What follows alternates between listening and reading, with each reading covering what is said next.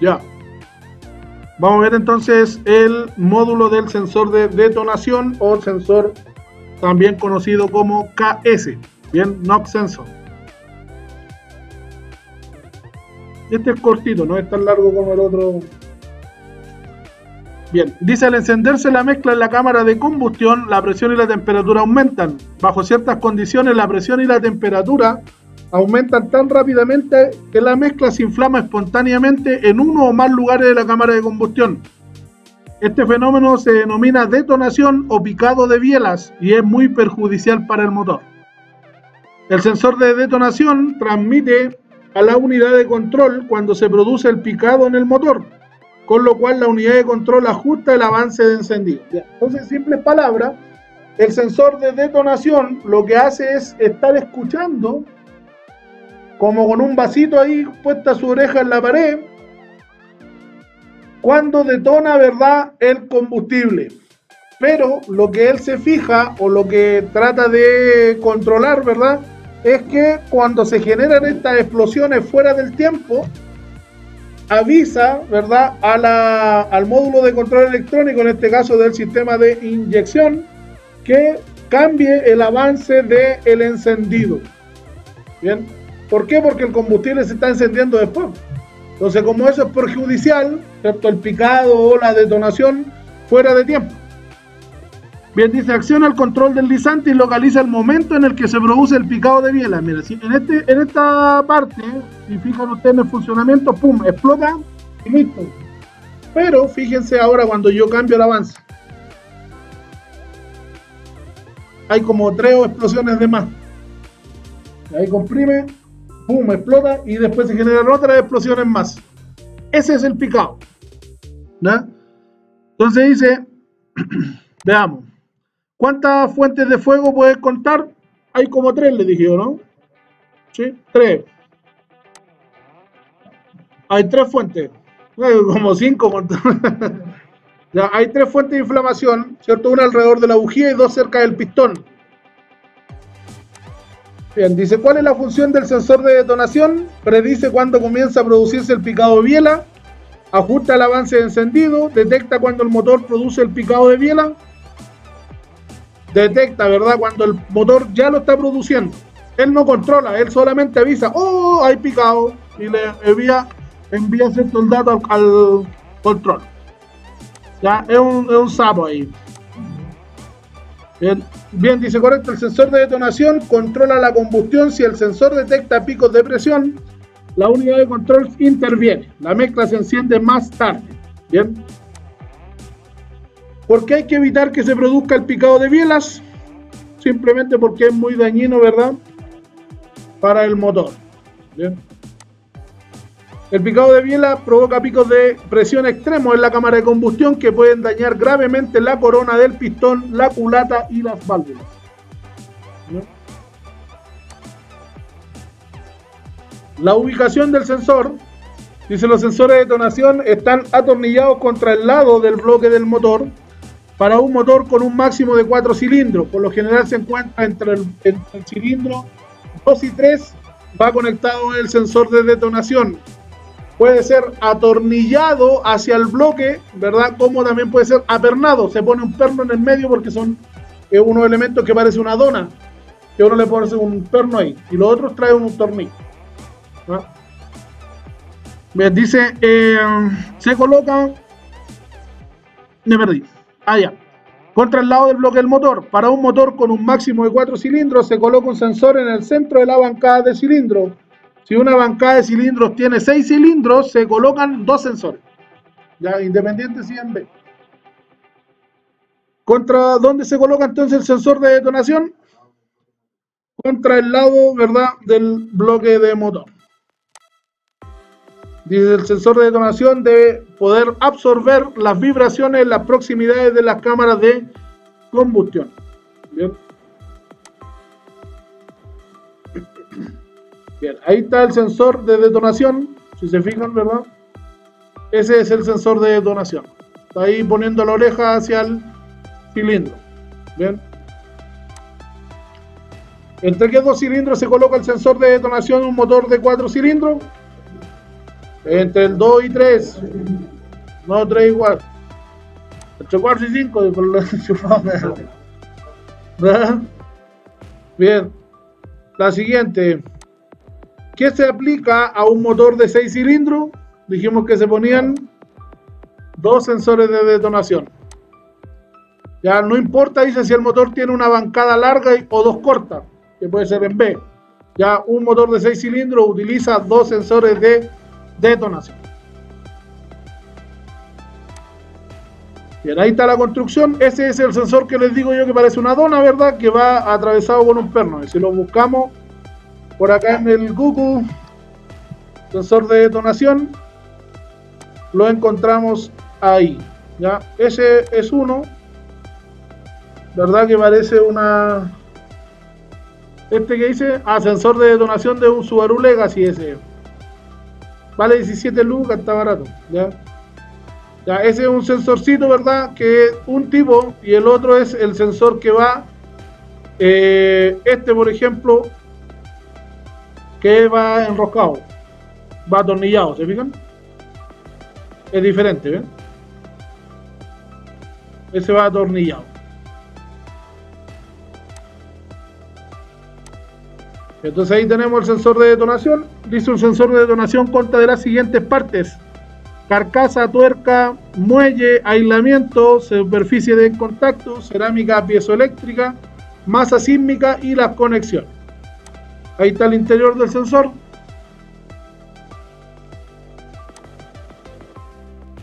¿Cuántas conexiones tiene? 2. Entonces, si tiene 2 conexiones, ¿qué tipo de sensor es activo o pasivo?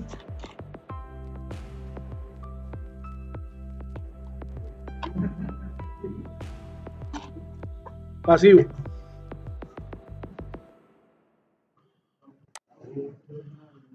Ya, clica en el sensor de detonación para verlo mejor.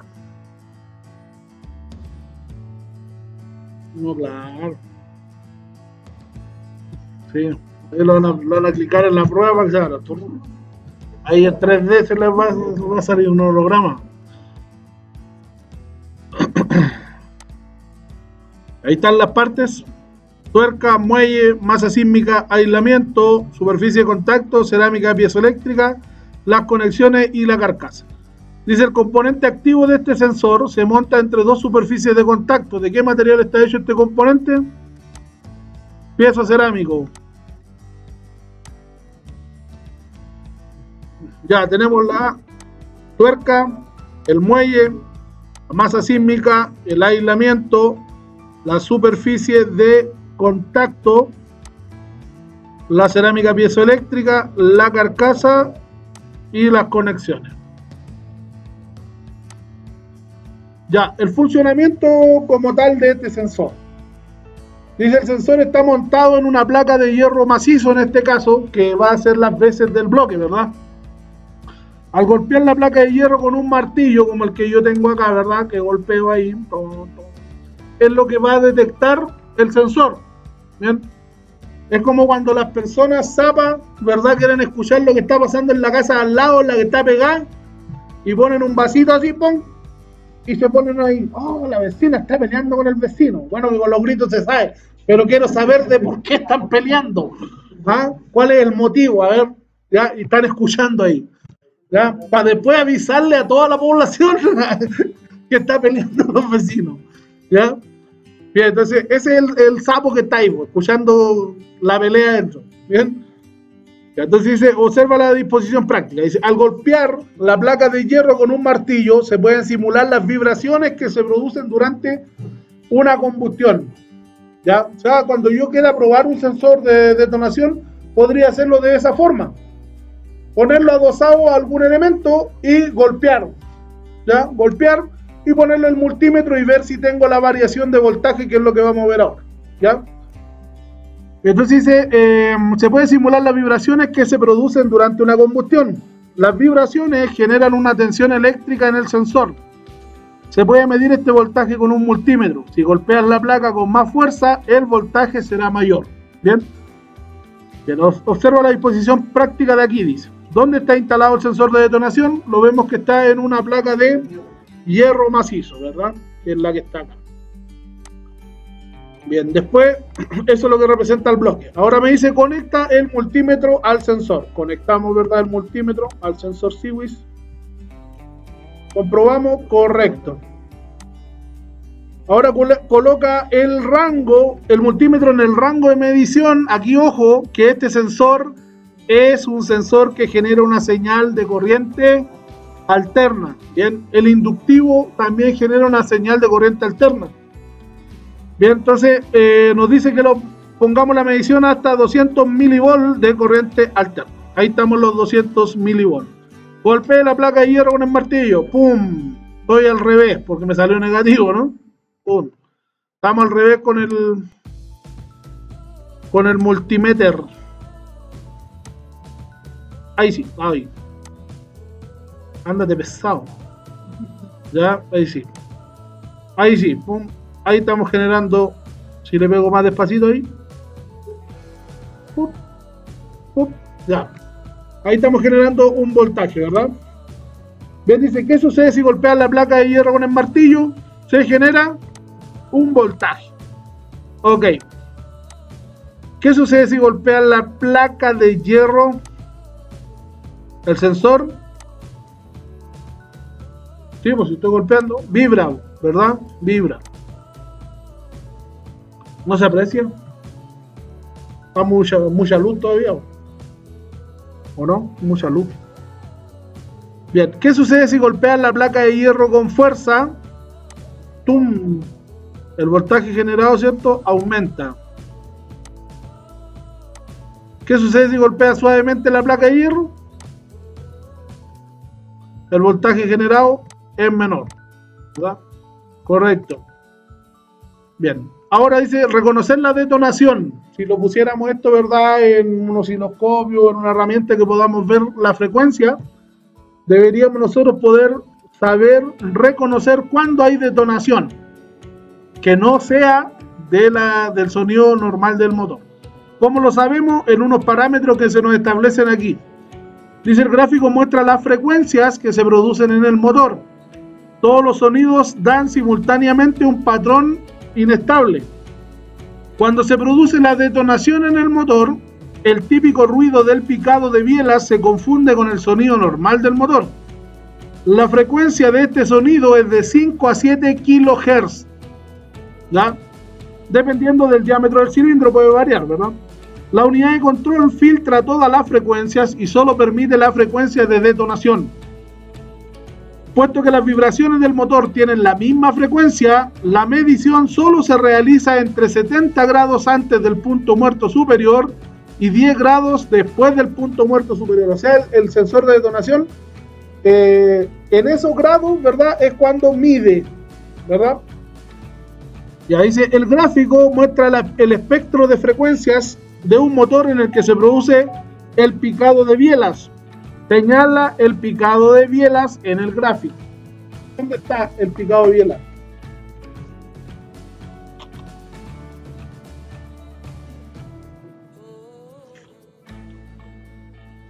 Correcto. En los 5000 hercios. Este pic que está aquí, ahí está la detonación. ¿Por qué? Porque simplemente me dice que entre los 5 a los 7 kHz. 5 kHz son 5000 hercios. ¿Ya? Y ahí estamos los 5000. Ese pic que hay ahí es la detonación que sucedió. ¿Bien? ¿Qué sucede con la frecuencia de detonación a medida que aumenta la velocidad del motor? La frecuencia de detonación disminuye, aumenta o se mantiene igual. ¿Qué dice usted? ¿Aumenta? ¿Sí? ¿Qué dice la rubiecita? Que está escondida ahí. Está escondida.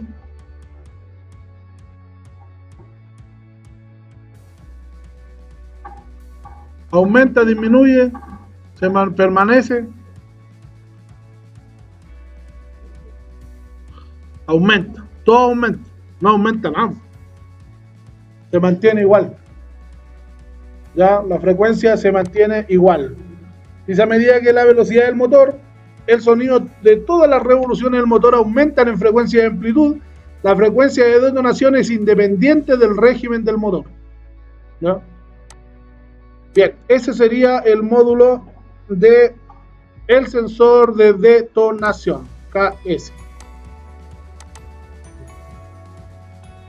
Ya, ¿qué dijimos acá? ¿Comprobar?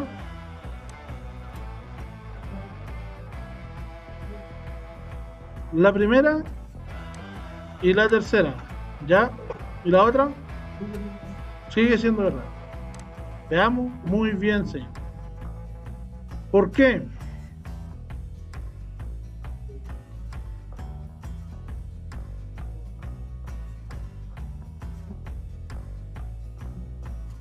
Muy bien. ¿Por qué? Porque nosotros tenemos resistencias que están en serie. Cuando las resistencias están en serie hay una caída de tensión en cada una de ellas, ¿no? Me imagino que le enseñaron los circuitos en serie. ¿Cierto? Su particularidad es que en cada una de las resistencias hay una caída de tensión. Por lo tanto, aquí para que sea pareja, ¿verdad? Y como tengo una salida de voltaje de 6 volts, debería tener en cada una de ellas 3 volts, ¿no? Está bien analizado. Bien, dice, a medida que el elemento calefactor se enfría, la resistencia del PTC disminuye. ¿Qué sucede? El voltaje en B permanece igual, el voltaje en B aumenta, el voltaje en A aumenta y el voltaje en A disminuye. A medida que el elemento calefactor se enfría, la resistencia del PTC disminuye.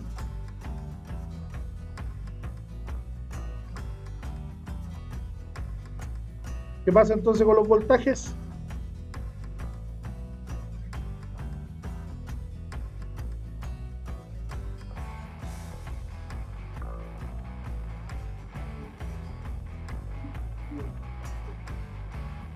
El voltaje en B aumenta y el voltaje en A disminuye.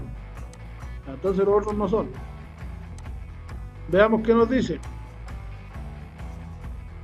No. El re, bien rubiecilla. Ahí.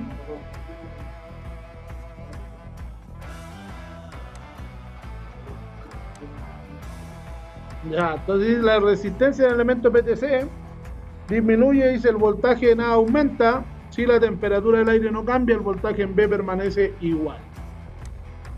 El voltaje en A es mayor que el voltaje en el punto B. ¿Qué sucede con el voltaje diferencial del amplificador diferencial?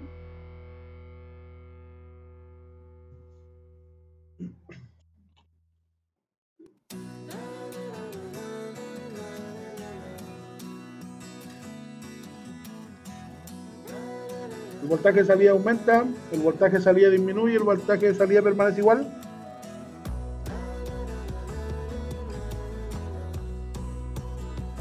Fíjense, tenemos 4 y 3, ¿cuánto suman? 7, ¿y la salida qué dice? No, porque dice la salida 6, ¿no? Entonces, ¿qué pasa con el voltaje diferencial del amplificador diferencial? El voltaje de salida disminuye, ¿no? No es eso. Mira, aumenta. Tengo 4 y 3. No, pero mira, es que acá hay algo. Dice que el amplificador diferencial mejora la diferencia de voltaje, el voltaje de salida aumenta. Si el voltaje en A es más bajo que en el punto B, el voltaje disminuye.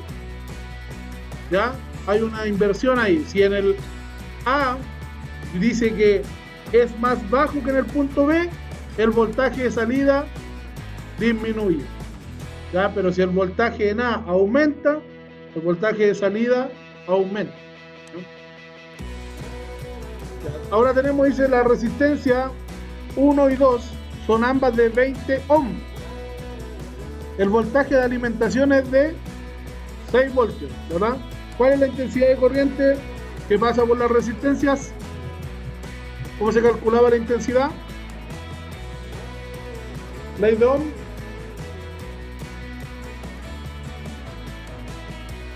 Voltaje dividido en la resistencia, ¿no? Ya, ¿cuánto es el voltaje? 6. ¿ya? Y la resistencia total, 40, ¿no? ¿Cuánto te da?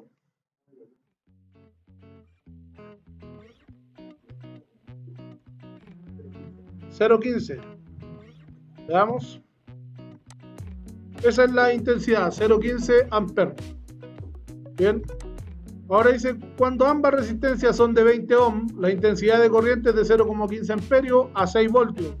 ¿Cuál es el voltaje en A, en este caso? El voltaje en A. Hay una caída de tensión.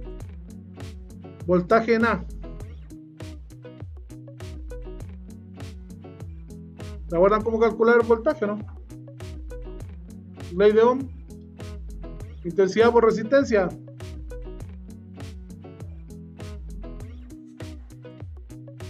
¿Cuánto sería ahí? La intensidad, 0,15 por la resistencia.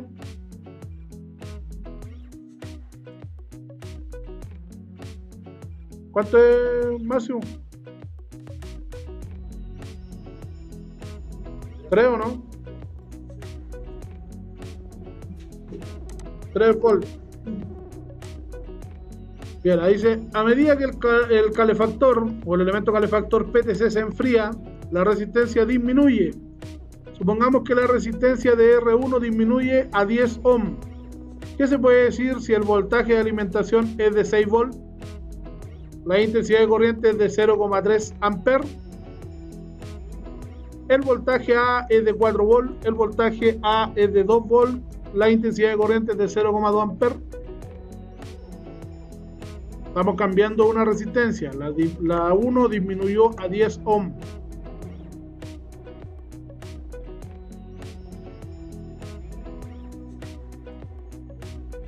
La intensidad es de 0,2. Bien, y el voltaje en A debería ser 4, ¿no?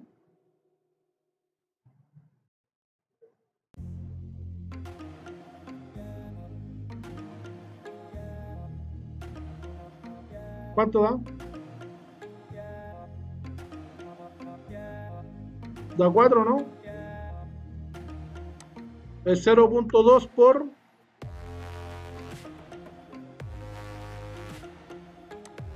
Veamos si es verdad. Correcto, dice. Cuando la resistencia disminuye, la intensidad de corriente aumenta y el voltaje en el punto A aumenta. Dice, enfría el sensor en la pantalla dejando que el aire fluya por el elemento calefactor.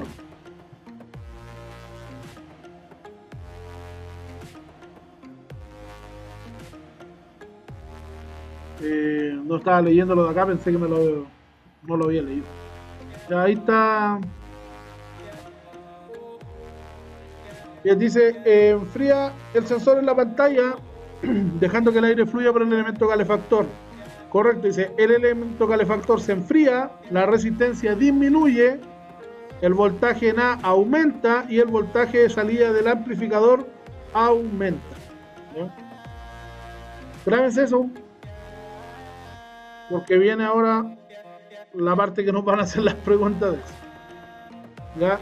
El control, dice, el voltaje de salida del amplificador es el voltaje de alimentación del puente de resistencia. A medida que el elemento se enfría, el voltaje de alimentación aumenta, lo que aumenta la intensidad de corriente y la temperatura del elemento calefactor.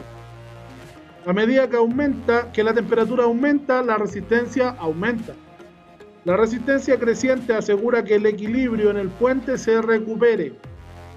El voltaje de alimentación es mayor, la intensidad de corriente es mayor, pero las resistencias son las mismas de nuevo.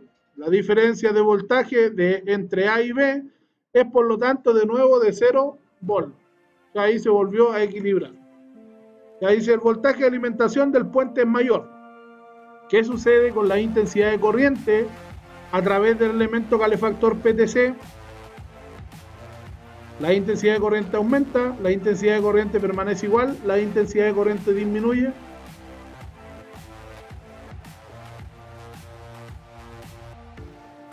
Dice que el voltaje de alimentación del puente es mayor. Entonces, ¿qué pasaría con la intensidad?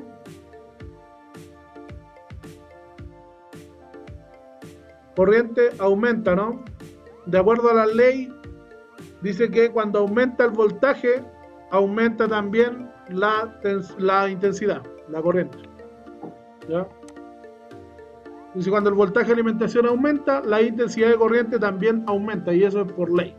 ¿Ya? Trabajan directamente proporcionales.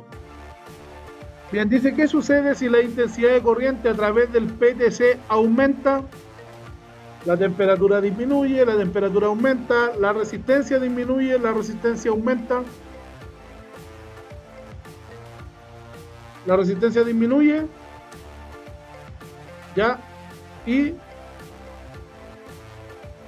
la temperatura por ende disminuye, ¿sí? Veamos si es verdad, ¿eh? Dice que la temperatura aumenta y la resistencia aumenta. ¿Por qué? Porque estamos metiendo más corriente al sensor. ¿Para qué? Para que se caliente. Acuérdense que es el PTC, que es el elemento calefactor. ¿Sí o no? Entonces cuando le entra la energía, ¿verdad? A él se calienta. Y si se calienta como un PTC, la resistencia aumenta. ¿Bien? Entonces dice la corriente calienta el elemento y la acción del PTC hace que aumente la resistencia. Bien, a medida que el elemento se calienta, la resistencia aumenta. ¿Qué sucede con la diferencia de voltaje entre A y B? La diferencia de voltaje permanece igual, la diferencia de voltaje aumenta, la diferencia de voltaje disminuye. ¿Qué sucede ahí?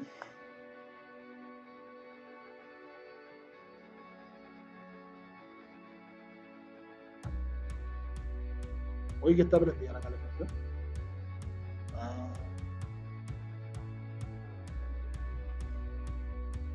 La diferencia de voltaje disminuye.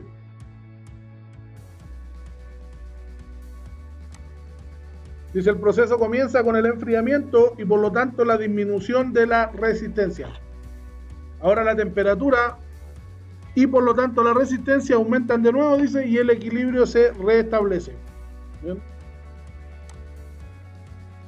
¿Qué se puede concluir cuando no hay diferencia de voltaje entre A y B? Que el voltaje entre A y B es de 0 voltios, que los valores de la resistencia son iguales, que el voltaje en B es de 0 y el voltaje en A también es de 0.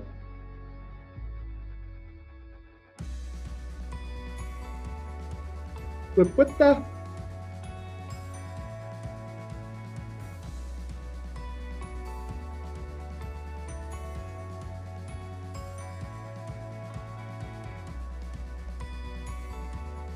Las dos primeras verdaderas y las otras dos falsas. Veamos. Correcto. El puente está en equilibrio cuando la diferencia de voltaje es de 0 voltios, dijimos, ¿cierto? Pero eso no quiere decir que en los puntos, ¿cierto?, A y B haya 0. Sino que aquí, por ejemplo, tenemos 1,2 y 1,2 está en equilibrio, ¿cierto? Entonces, dice, este es el caso cuando el voltaje en A es igual al voltaje en B. ¿Bien? ¿Por qué? Porque recién dijimos si el voltaje en A aumentaba o era mayor que el de B, que decía que aumentaba el voltaje de salida, y si era menor, disminuía el voltaje de salida. Bien, dice, enfría el sensor dejando que el aire fluya por el elemento calefactor.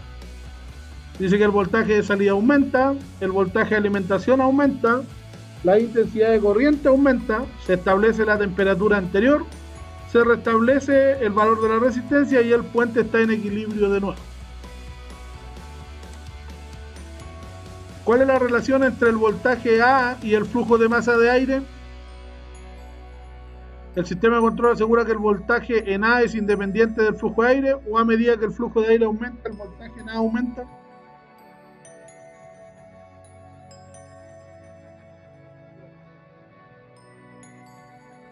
¿Será?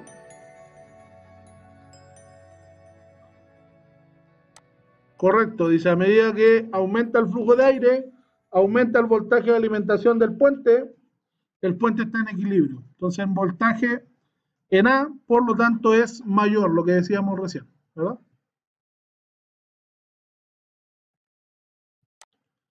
Cuando el flujo de aire aumenta, algunos parámetros aumentan y algunos parámetros vuelven a su valor anterior. ¿Qué parámetros se restauran a su valor anterior? La corriente, la resistencia, la temperatura o el voltaje de alimentación. ¿Cuál de esas? ¿La corriente vuelve a su anterior? ¿No o sí?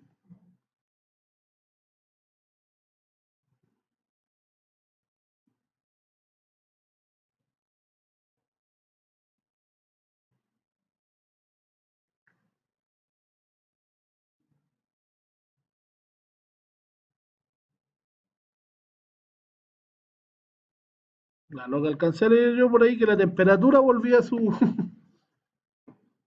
a su estado anterior. Ya veamos, a ver.